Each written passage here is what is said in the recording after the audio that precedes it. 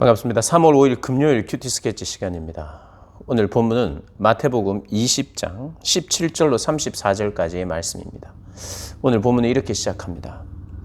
예수께서 예루살렘으로 올라가려 하실 때에 12 제자를 따로 데리시고 길에서 이르시되 보라, 우리가 예루살렘으로 올라가노니 인자가 대제사장들과 서기관들에게 넘겨지매 그들이 죽이기로 결의하고 이방인들에게 넘겨주어 그를 조롱하며 채찍질하며 십자가에 못 박게 할 것이나 제3일에 살아나리라.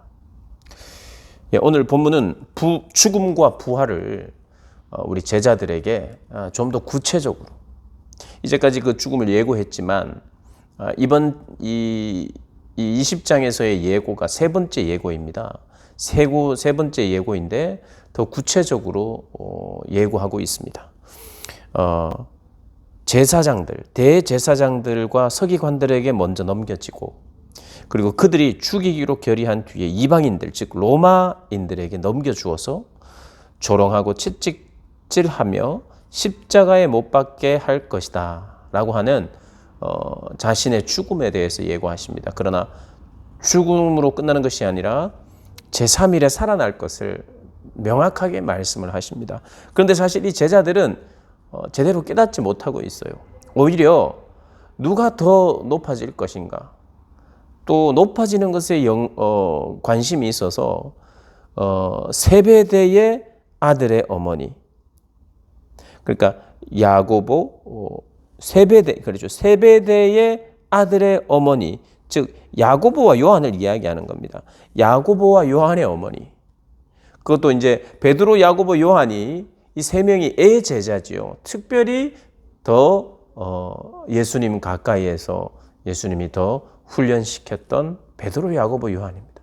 아무래도 베드로가 수제자로서의 그런 역할을 감당하고 있으니까 야고보와 요한이 영의정, 좌의정, 그러니까 하나는 우편에 하나는 좌편에 주님의 나라에서 내 아들, 두 아들을, 야고보와 요한을 세워달라고 부탁하는 것이에요.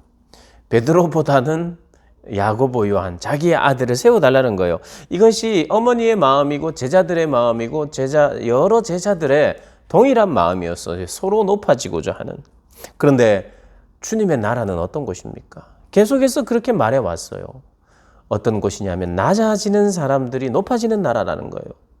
그렇다고 해서 내가 잠깐 낮아져 있으면 전부 다 높여주기 때문에 높아지기 위해서 내가 잠깐 낮아져 있는 것은 이게 진정한 낮아짐이 아니에요. 제자들에게 우리 주님이 요구하시는 것은 높아지려고 하는 것을 포기해라는 거예요.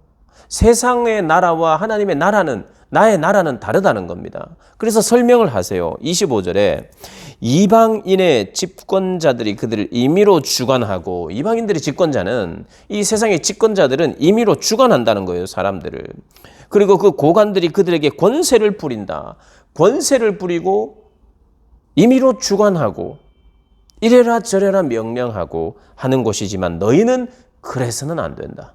너희는 오히려 낮아지고 섬겨야 된다. 나도 섬기기 위해서 왔다 라고 말씀하시는 겁니다. 그러니까 하나님의 나라의 백성은, 하나님 나라의 백성의 삶의 방식은 자기를 어찌하든지 낮추어 섬기는 거예요. 그러니까 섬기기 위해서 낮아지는 것입니다. 높아져 있는 사람은 못 섬겨요. 내가 높다 하는 사람은 못 섬깁니다. 그러니까 낮아져야 된다는 거예요. 섬김의 나라니까. 그래서 우리 주님은 자신을 대속물로 내어주기 위해서. 왜요? 섬기기 위해서, 살리기 위해서요. 그래서 이게 통하는 말입니다. 뭐가 통하는 말이냐 하면 십자가의 죽음은 결국은 죽음으로 끝나지 않고 부활로 말미암아 다 사는 거예요. 그러니 하나님의 나라는 죽음으로 말미암아 사는 나라예요. 그냥 사는 게 아니라 죽음으로 말미암아 나도 살고 그들도 살리는 나라. 그러니까 죽음이 필요한 거예요. 낮아짐으로 말미암아 높아지는 나라이기 때문에 그 절정이 뭡니까? 죽음으로 말미암아 살아나는 나라예요. 이것은 예수님이 우리에게 보여주신, 우리에게 행해주신 일일 뿐만 아니라 우리도 이렇게 살아야 돼요. 그래야 삽니다. 하나님의 나라는 그래야 살아요. 그런 사람들이 있어야 삽니다. 이 세상은요, 끝까지 내가 살아남아야지, 그래야 군림하고 그래야 성공하는 거예요. 성공이라는 게 뭡니까? 결국 나는 살아남겠다는 거 아닙니까? 결국 성공한다는 게 나만은 살아남겠다. 나만은 더 높아지겠다라는 그런 의미가 담겨 있기 때문에 어찌하든지 성공하려고 해요. 그러나 천국은 죽음으로 말미암아 살아나고 낮아짐으로 말미암아 높아지는 나라예요. 이 세상은 완전히 다르죠. 어찌하든지 남을 죽이고 남보다 높아져야 되니까 때로는 많은 사람들이 비정해집니다. 어쩔 수 없다고 말해요. 그래서 예수님은 그런 나라가 아니라는 것을 우리에게 다시 한번 가르쳐 주십니다. 그리고 이제 29절부터 마지막에 이제 맹인을 고치시는 예수님이 또 나옵니다. 맹인 사건들이 이 스토리 중간중간에 나와요. 여러분, 맹인이 눈을 뜨게 되는 이 사건은 어떤 면에서는 단순해요. 보기를 원합니다 라고 간절히 바라는 자들에게 주님은 고쳐주세요. 불쌍히 여기고 또 그들의 눈을 뜨게 하십니다. 보기를 원하느냐. 근데요, 다윗의 자손 예수여, 다윗의 자손이시오, 우리를 고쳐주십시오 라고 하는 그런 고백은 올바른 고백이에요. 다윗의 자손이신 그분을. 그럼 이 신앙 고백을 제대로 했어요. 그런데 사람들은요, 맹인들을 낮은 자로 보았고 또 중요하지 않은 사람을 여겼어요. 그러니 계속 반복됩니다. 꾸짖어요. 아이들도 꾸짖고 낮은 자, 소외되어 있는 자, 맹인들도 꾸짖고 소리친다는 거예요. 소리 지르지 말라는 거예요. 성가시다는 거예요. 그리고 소리 지를 자리가 아니라는 거예요. 그러나 더욱 소리 지릅니다. 더욱 간절하게 하나님 앞에, 주님 앞에 나아갑니다. 그래서 주님은 고쳐주세요. 이런 맹인의 사건들을 중간중간에 넣는 이유는 그 사건 자체로도 의미가 있지만 대조하는 경우가 참 많아요. 제자들은 전혀 보지 못하고 있고 이스라엘도 보지 못하고 있고 이 맹인들은 지금 실제로 보지 못하고 있지만 육적으로 보지 못하고 있지만 그들은 보지 못하는 것을 인식하고 주님께 간구하고 있고 제자들은 영적으로 눈이 어두워져서 하나님의 나라를 보지 못하고 있는데 그들은 오히려 예수님께 내가 보지 못한다고 고백하지 않고 있어요. 진짜 맹인이 누군지를 이 중간중간 눈을 뜨게 되는 육적인 눈을 뜨게 되는 맹인의 사건을 통해서 대조하면서 이야기를 한다고요.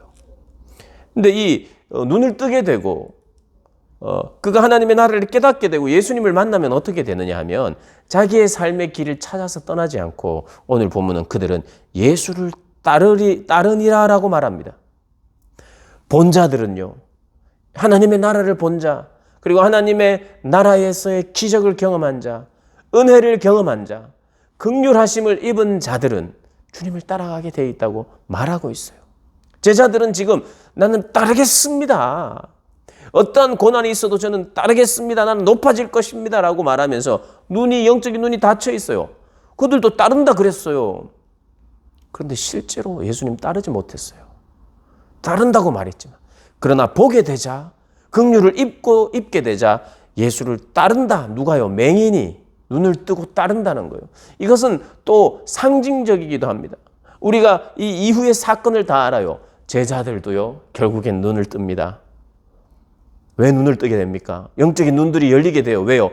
예수님의 십자가의 죽음으로 말미암아, 대속의 죽음으로 말미암아, 죽음으로 살아나는 일로 말미암아 제자들도 놀라운 긍휼을 입게 되죠. 보게 되는 긍휼과 은혜를 경험하게 됩니다.